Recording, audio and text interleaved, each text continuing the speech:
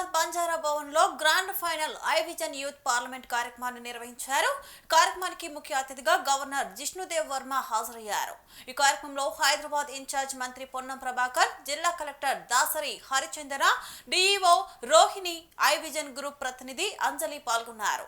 Eye vision youth parliament ను 183 స్కూళ్లలో నిర్వహించినట్లు మంత్రి పొన్నం ప్రభాకర్ తెలిపారు. ఫైనల్లో 216 మంది విద్యార్థులు ఎంపికయ్యారని తెలిపారు. జిల్లా యంత్రాంగానికి, ఉపాధ్యాయులకు, విద్యార్థులకు ఆయన అభినందనలు తెలిపారు.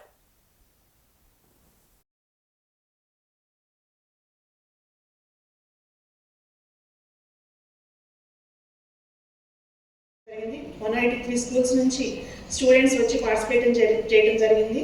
ఆ తర్వాత మనం ఇక్కడ ఈ గ్రాండ్ ఫినాలే జరుపుకుంటున్నాం. ఇది పిల్లలు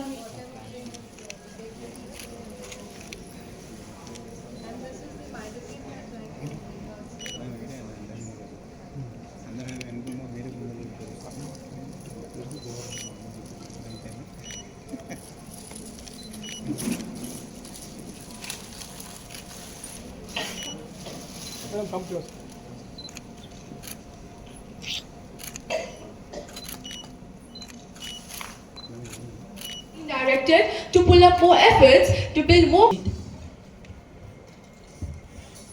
Honorable Chair, in the era of rapid digital transformation, we are creating WhatsApp e-governance groups. So, bringing governance to all departments through e-filing, coding classes for 6th class onwards to 12th class. We would like to introduce optional subjects and the children who are at school level, like robotics, and students can continue learning same subjects till university. Thank you.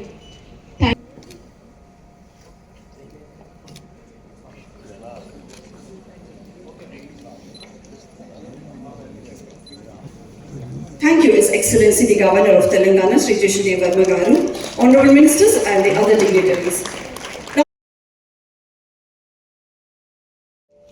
ఈరోజు eye vision పార్లమెంట్కి సంబంధించి youth parliament లోపల మాక్ parliament, assembly, UN సమావేశాలు నిర్వహించడం ద్వారా దాదాపు 183 స్కూల్స్లో జిల్లా కలెక్టర్ గారు, డిఓ గారు, ఇతర జిల్లా అధికారులు, పాఠశాల ప్రిన్సిపల్స్, హెడ్ మాస్టర్స్ అందరూ కలిసి 183 పాఠశాల 216 మంది విద్యార్థులను ఇందులో ఎంపిక కాబట్టి సందర్భంగా వారికి శుభాకాంక్షలు.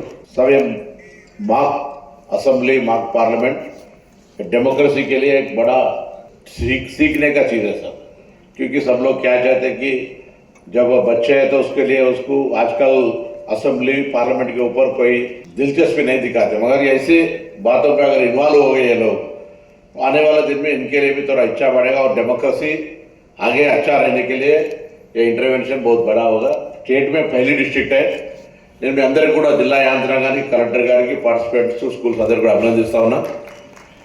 నేను ఒకవేళ విద్యార్థి రాజకీయాలు లేకపోయి ఉంటే, విద్యార్థి సంఘ ఎన్నికలు జరిగి ఉండకపోతే నేను ఈ రోజున మాట్లాడి ఉండేవాడిని కాదు.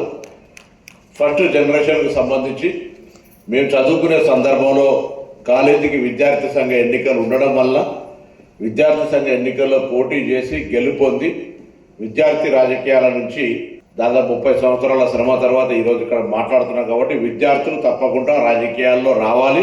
క్వాలిటేటివ్ పాలిటిక్స్ ఉండాలంటే ఎడ్యుకేటివ్ పాలిటిక్స్ తప్పకుండా విద్యార్థి సంఘ ఎన్నికలు జరగాలని కోరుకుంటూ, అందులో పద్ధతులు డిఫరెంట్గా వచ్చు. ఏదో వైలెన్స్ జరుగుతుంది అనేటువంటి అన్ని ఎన్నికలు జరుగుతూ ఉన్నాయి.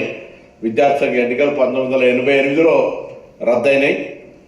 మిగతా రాష్ట్రాల్లో, దేశంలో అనేక జాగాలు జరుగుతూ ఉన్నాయి.